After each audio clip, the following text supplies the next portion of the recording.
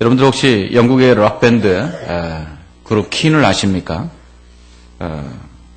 프레디 머큐리라는 리드싱어를 중심으로 활동했던 4인조 락밴드입니다. 얼마 전 리드싱어인 프레디 머큐리를 중심으로 한 그 그룹 퀸에 대한 영화가 개봉을 했습니다.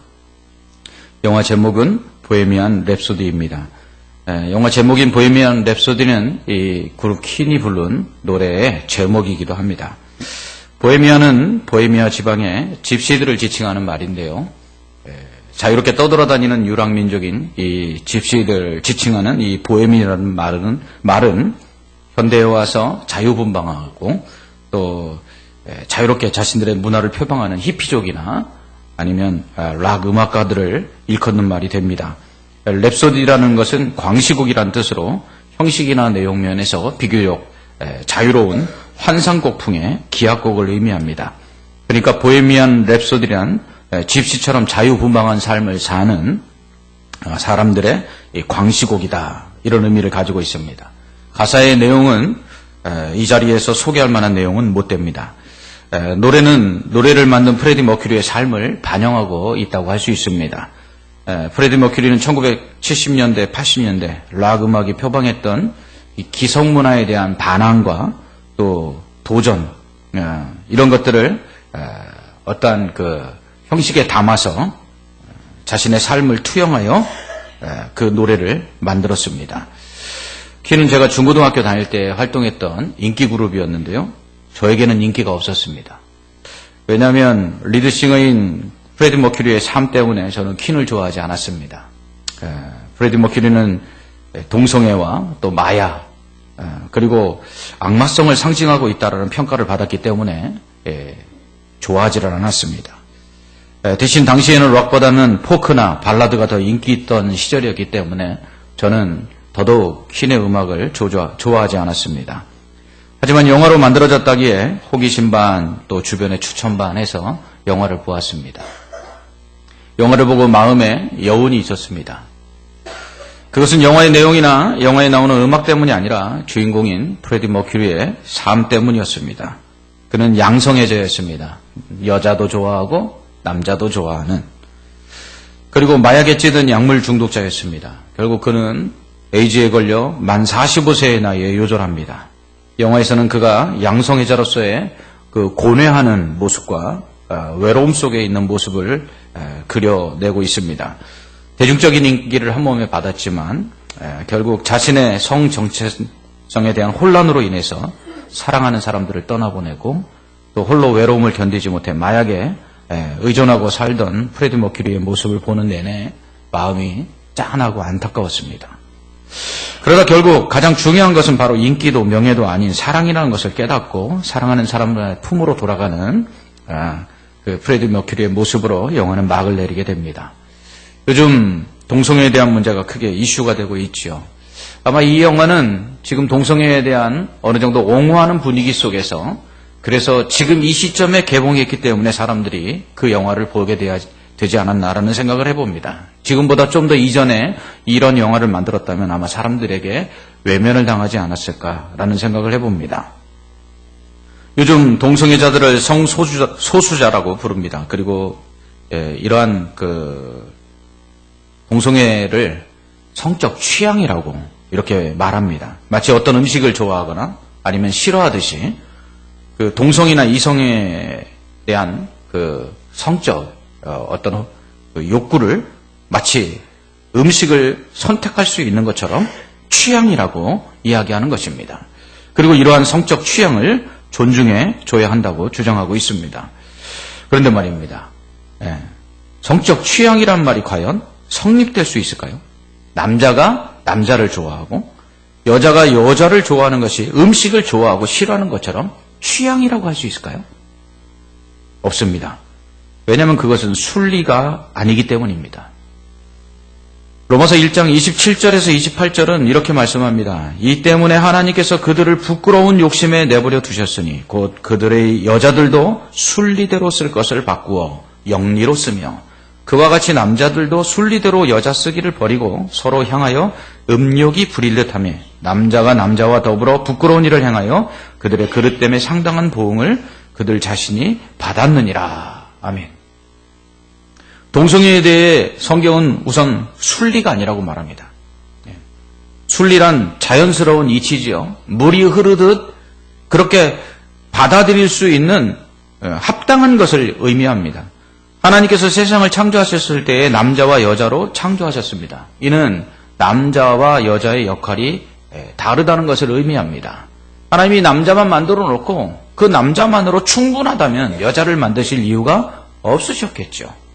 오늘날 페미니즘이라고 해서 여권 신장 운동이 활발하게 일어나고 있습니다. 남성 우월주의로 인해서 그동안 억압됐던 여성들의 인권이 신장돼야 된다라는 이 주장에 저도 동의합니다. 그러나 그것을 지나쳐 남자와 여자가 모든 면에서 동등하다 이렇게 주장하는 것을 넘어서 여성이 우월하다 이렇게 주장하는 것 같아 우려가 됩니다. 하나님은 남자에게 여자를 돕는 배필로 주셨습니다. 이는 남자나 여자 모두 상호 보완적 관계임을 의미하는 것입니다. 남자가 모자라서 여자를 주신 것이 아니라 남자를 돕도록 주셨다면 여자만으로도 완벽하지는 않다는 것이죠. 그래서 남자와 여자가 상호 보완적으로 하나가 됐을 때에 이 세상을 살아갈 수 있도록 하나님 그렇게 창조하신 것입니다. 하나님이 여자를 만드신 이유도 남자가 홀로 독초하는 것이 좋지 않아서가 아니라 인간이라는 존재가 홀로 독초하는 것이 보기 좋지 않아서 그래서 하나님께서 남자와 여자를 만드신 거죠. 그러므로 남자도 여자 없이는 안 되고요. 여자도 남자 없이는 안 되는 것입니다. 그런데 인간이 범죄함으로 인해서 저주를 받아 남자가 여자의 머리가 되는 불평등한 관계가 주어집니다. 이를 예수 그리스도께서 해결해 주러 오신 거예요. 이 죄를 해결해 주시러 오신 예수님은 이 죄로 인해서 저주받은 인간의 모든 깨어진 관계들도 회복시키는 거예요. 그래서 하나님과 죄인 사이에 깨어진 관계를 화목케 하셨을 뿐만 아니라 사람과 사람 사이에 무너진 쌓여진 담도 허물어 버려서 사람과 사람 사이도 화목케 하셨잖아요. 이거는 이방인과 유대인의 관계뿐만 아니라 남자와 여자의 관계도 마찬가지라는 거예요. 이처럼 죄로 말미암아 머리가 되고 꼬리가 되는, 머리가 되고 그 머리에 순종해야 되는 이 주종 관계에 있던 남자와 여자의 관계를 예수님께서 오셔서 죄의 문제를 해결하심으로 말미암아 평등하게 만드셨다는 거예요. 이것은 인격과 권리에 있어서 동등하다는 것입니다. 그러나 역할과 기능마저 똑같은 것은 아닙니다. 남자는 남자고요, 여자는 여자죠. 이것을 가장 극명하게 보여주는 것이 평균적인 남자와 여자의 신체적인 특징입니다. 남자와 여자는 신체의 구조가 다르고 평균적으로 강함도 다릅니다. 이러한 차이는 서로 상호 보완적인 관계를 맺고 살아가도록 하나님께서 허락하신 차이예요. 제가 늘 말씀드리죠. 우리에게 주신 모든 것들이 하나님께서 우리에게 맡기신 그 청지기의 사명을 감당하도록 하기 위해서 주신 것이라고 그랬어요. 그래서 강한 자는 약한 자를 돕도록 그 강함을 주셨고, 가진 자는 가지지 못한 자를 돕도록 가지게 하셨고, 높은 자는 낮은 자를 섬기도록 높게 하셨다라고 말씀드렸잖아요. 마찬가지예요. 남자가 강하다면 그 강함을 가지고 약한 여자를 도우라고 있는 거예요. 그리고 남자에게 없는 그 성품이나 속성을 여자가 가지고 있다면 그것을 가지고 남자를 도우라고 있는 거예요. 이처럼 남자와 여자의 기능적 차이는 상호 보완을 위해서 하나님께서 허락하신 수단이라는 거예요. 그런데 이런 모든 차이들을 다 무시해버리고 다 똑같다, 이렇게 말하는 것이 오늘날 극단적인 페미니즘의 양상입니다. 순리는요, 남자는 남자의 역할을 하고요, 여자는 여자의 역할을 하는 것입니다. 성적인 입장에서도 마찬가지입니다. 여자가 남자의 역할을, 남자가 여자의 역할을 하는 건 순리가 아니라 영리라는 거죠. 바울은 이것은 욕심 때문이라고 말합니다. 이 동성애에 대한 일반적인 평가가 바로 성욕으로 인한 것이지 성 정체성 때문은 아니다라고 학자들이 많이 주장합니다. 동성애자들의 대부분이요, 성적 욕구를 충족하기 위해서 동성애를 하는 것이지 동성을 진정으로 사랑해서 동성애를 하는 것은 아니라는 뜻입니다. 실제로 동성애자들을 대상으로 한 조사에서 그 결과 그와 같이 나타났어요. 범죄한 인간들에 대해서 하나님께서 그 정욕대로 내어버려 두신 결과 남자가 남자를, 여자가 여자를 취하는 영리가 발생한 것입니다. 바울은 음욕이 부릴 듯해서 그런 것이라고 말합니다. 영화 보헤미안 랩소디에서도 이성도 사랑하고 동성도 사랑하는 이 성 정체성의 혼란으로 고뇌하는 주인공의 모습이 나오는데요. 왜 고민할까요? 주인공은 사랑하는 여자에게 자신은 그녀도 사랑하고요. 그리고 자신은 남자도 사랑한다고 고백합니다. 그리고 그것을 받아달라고 말하죠. 그런데 여자는 받아들이지 못합니다. 왜 그렇죠? 순리가 아니니까요. 그래서 그저 친구로 남습니다. 이것이 여자의 잘못입니까? 지금 동성애를 주장하는 사람들의 모습이 그와 같습니다. 자신을 이해해달라는 것이죠. 자신들을 용납해달라는 것입니다. 그리고 그것을 이해하지 못하는 사회와 그리고 사람들에게 자신의 주장을 관철시키기 위해서 해마다 퀴어 축제라는 이름으로 벌거벗고 거리로 나오죠. 왜 그렇게 해야만 자신들의 주장이 관철될 수 있다고 생각하는지 이해할 수가 없습니다. 결국 동성애를 인정하면 그들이 거리로 뛰쳐나와 남자가 여자의 속을 짚고 활보해도 받아들여야 한다는 의미인가요? 이해할 수가 없어요. 바울은 이를 부끄러운 일이라고 합니다. 그릇된 일이라고 합니다. 이에 대해 상당한 보응을 받는다고 또한 말합니다. 양성애자였던 퀸의 리드싱어 프레디 머큐리는 결국 에이즈에 걸려 죽습니다. 그리고 그의 마지막 연인이었던 짐 허튼 역시 에이즈로 사망합니다. 연세대 감염내과 김준명 교수팀이 최근 에이즈의 감염 경로가 바로 동성애로 인한 동성 간의 성관계가 주요 원인임을 밝혀냈습니다. 전 세계적으로 에이즈는요, 감소 추세에 있습니다. 그런데 유독 한국에서만 에이즈가 증가하고 있답니다. 2016년 기준으로 에이즈 환자의 93%가 남자라고 합니다. 그리고 감염자의 60%가 동성이나 아니면 양성, 그러니까 남자나 여자 모두 다 함께 성접촉을 한 경우에 감염됐다고 합니다.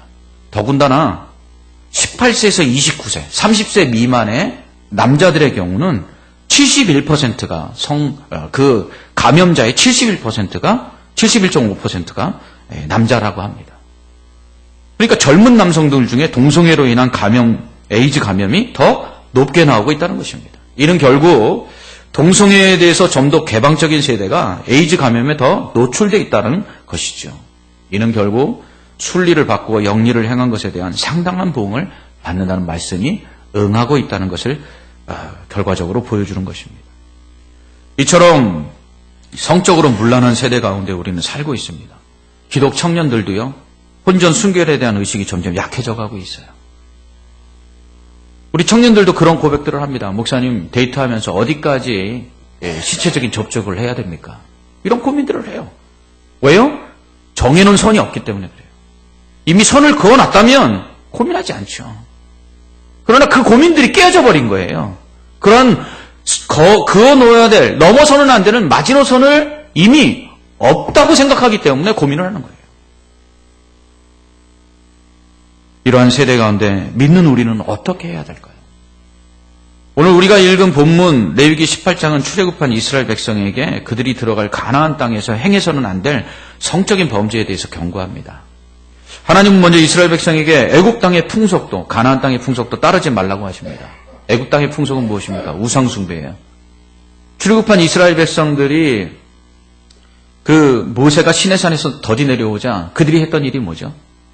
그들이 했던 일은 금송아지 우상을 만드는 거예요.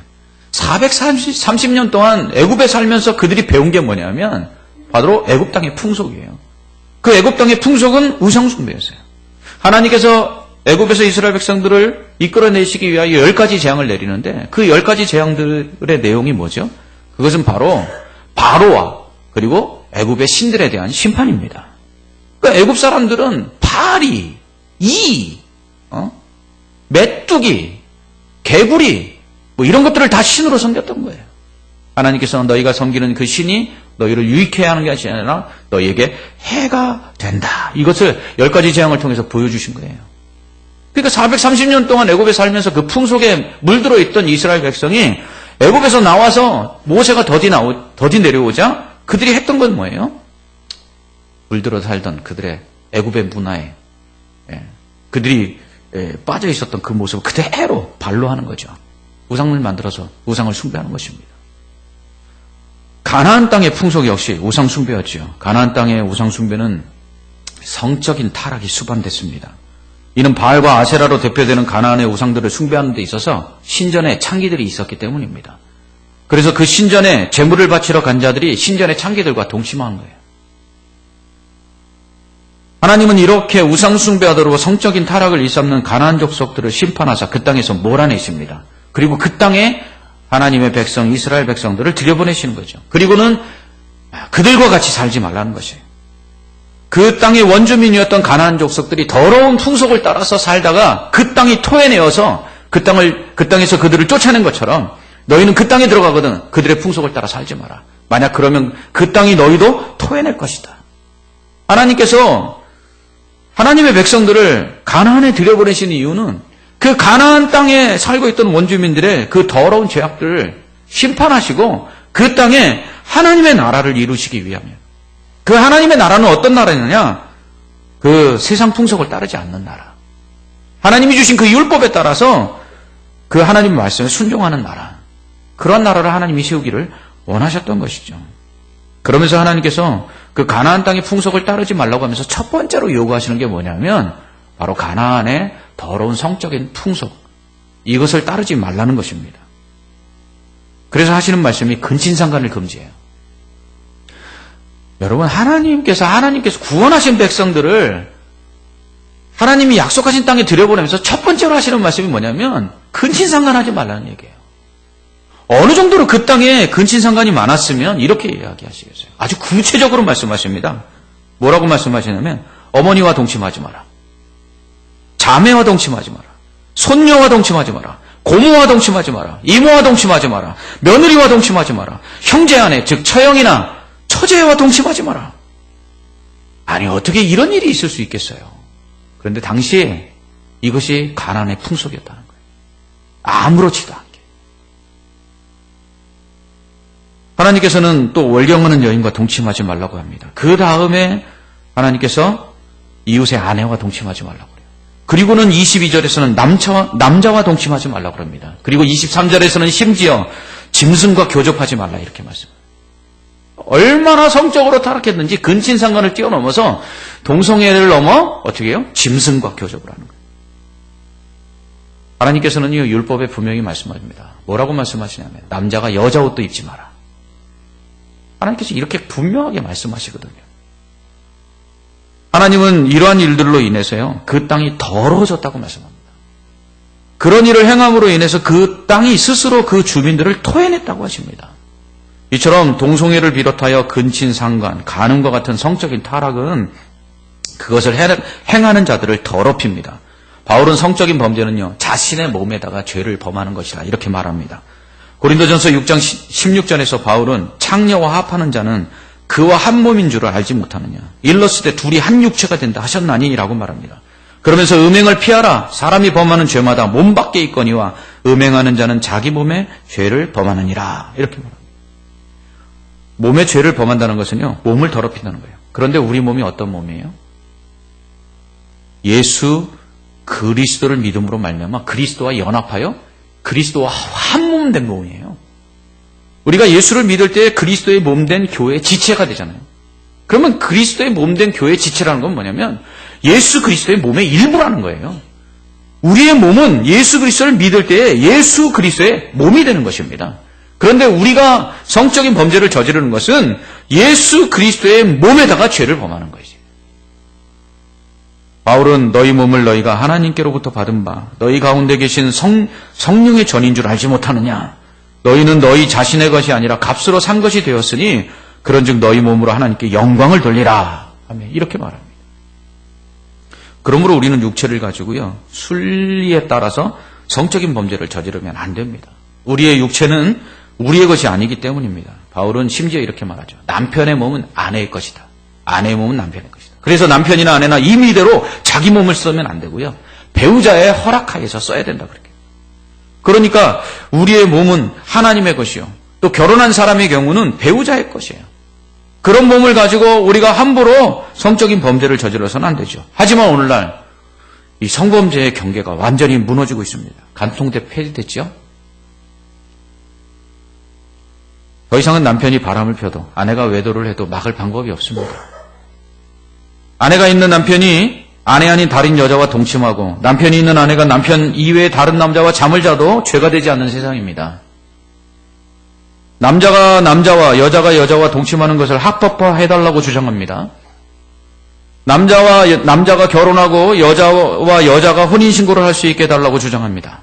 더 나아가 동성애자들도 이제 목사가 되고 사자가 될 수 있도록 안수해달라고 주장합니다. 하나님은 성경을 통해 분명히 말씀하십니다. 남자와 여자는 다르다고 말합니다. 다르다는 것은 틀리다는 말이 아니죠. 다르다는 거예요, 말 그대로. 남자는 남자고요, 여자는 여자라는 거예요. 이러한 차이를 존중해야 됩니다. 이게 순리예요. 그러나 오늘날 세상의 풍속은 남자와 여자가 차이가 없다고 말합니다. 그러한 남녀 간의 차이와 경계를 허무는 것이 평등이라고 말합니다. 그러나 그것은 어디까지나 인간이 자신의 음욕을 드러내고 정욕대로 행하고자 하는 욕심뿐입니다. 욕심일 뿐이에요. 하나님은 분명히 남자와 여자가 여자가 여자와 동침하지 말라고 말씀합니다. 이것은 부끄러운 일이고요. 이거 그릇된 일이고요. 무엇보다도 더러운 일이라고 말씀합니다. 이러한 성적인 타락은 땅을 더럽힙니다. 여기서 땅이라는 것은요, 세상을 의미합니다. 세상 문화를 의미하죠. 타락한 인간의 범죄는요, 세상을 오염시킵니다. 미국의 철학자요 신학자인 라이놀드 니이버는 도덕적 인간과 비도덕적인 사회라는 책에서 타락한 인간으로 말미암아 이 세상이 타락해졌다고 말합니다.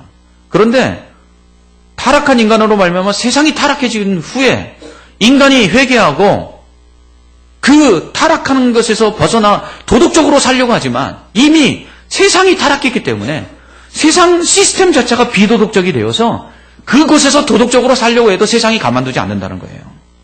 흔히 우리 이렇게 말하죠. 어떻게 거짓말하지 않고 사업을 할 수 있느냐. 무슨 얘기예요?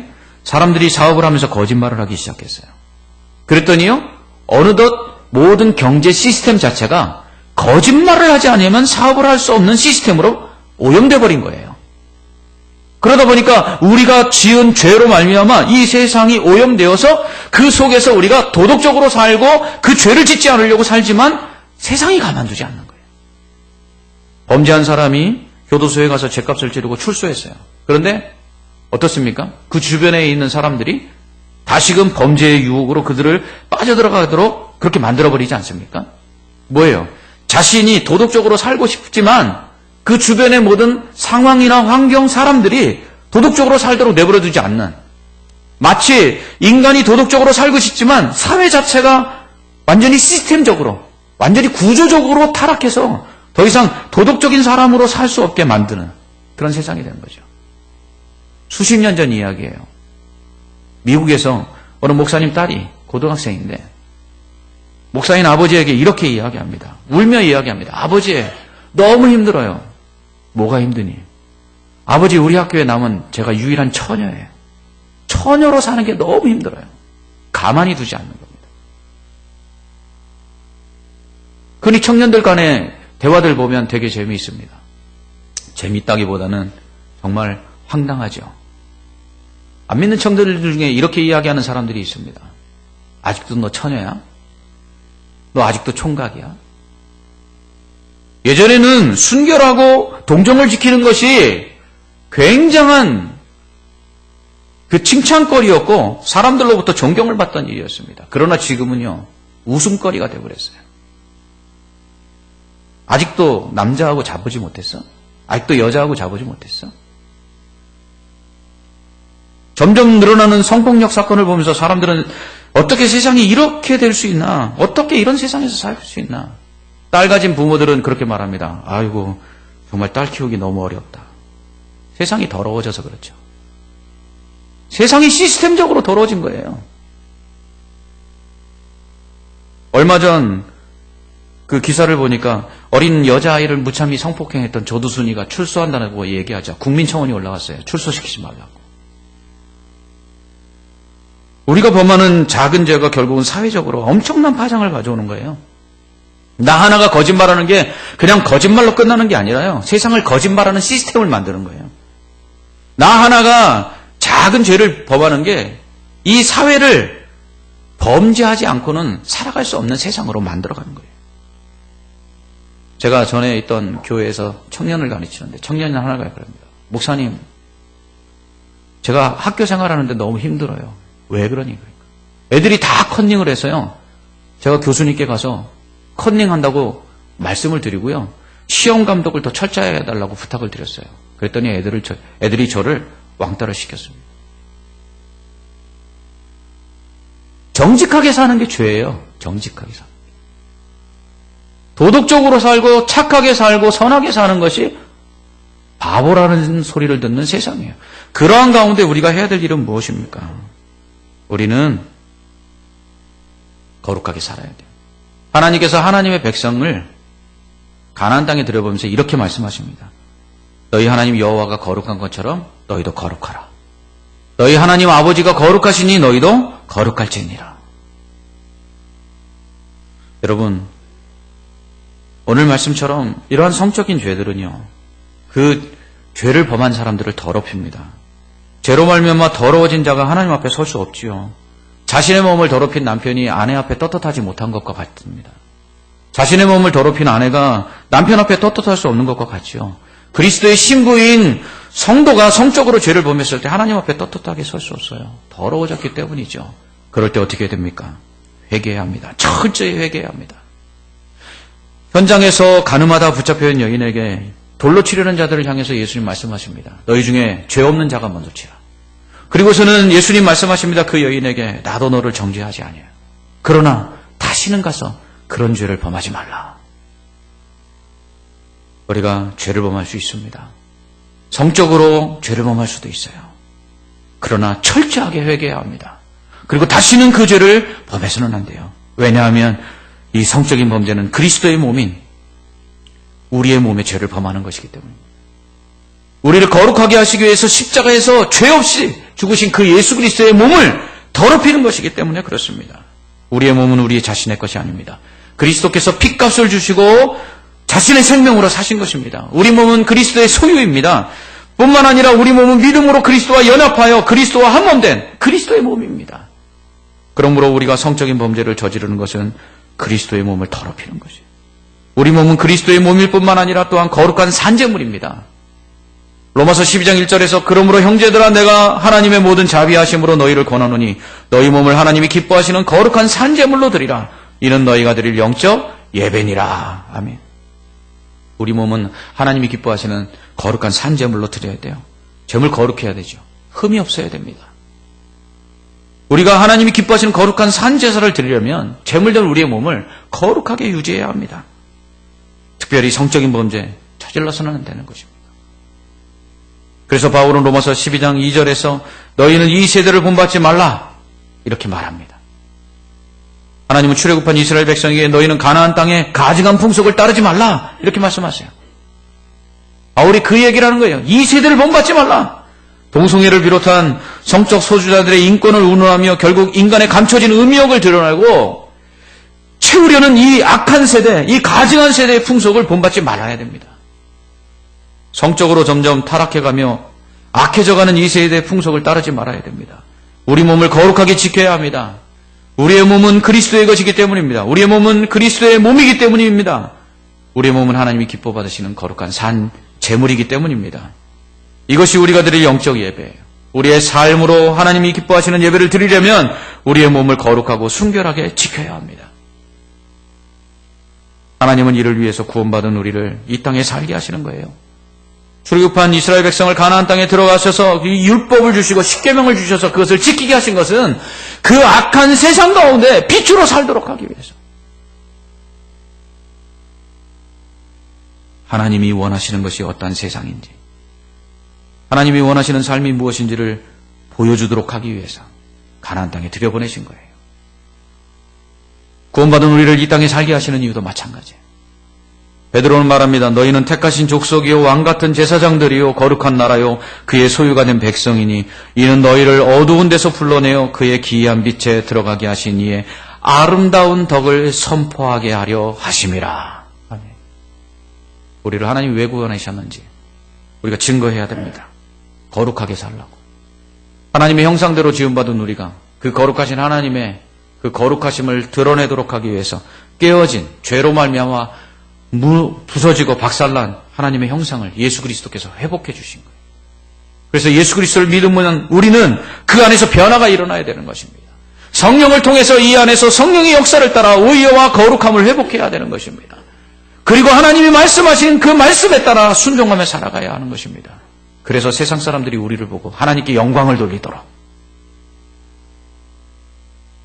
우리는 이 더러워진 세상을 그러므로 고쳐야 합니다.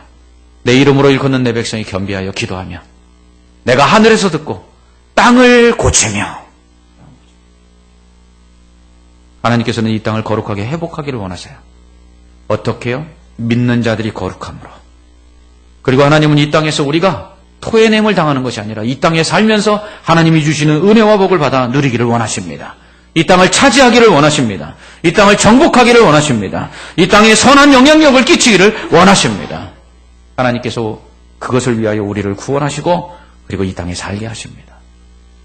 이 사명을 우리가 알고 이 땅 가운데 의와 거룩을 회복하고 하나님의 말씀에 순종하여서 빛과 소금의 역할을 감당하며 살 때 하나님께서는 우리가 주신 이 땅에서 하나님이 우리에게 주신 이 땅에서 하나님께서 가나안 땅에 들여보낸 이스라엘 백성에게 젖과 꿀이 흐르게 하시고 그리고 그들이 심지 않은 것을 거두게 하시고 짓지 않은 집에 살게 하시겠다고 약속하신 것처럼 은혜와 복으로 채워주실 줄 믿습니다.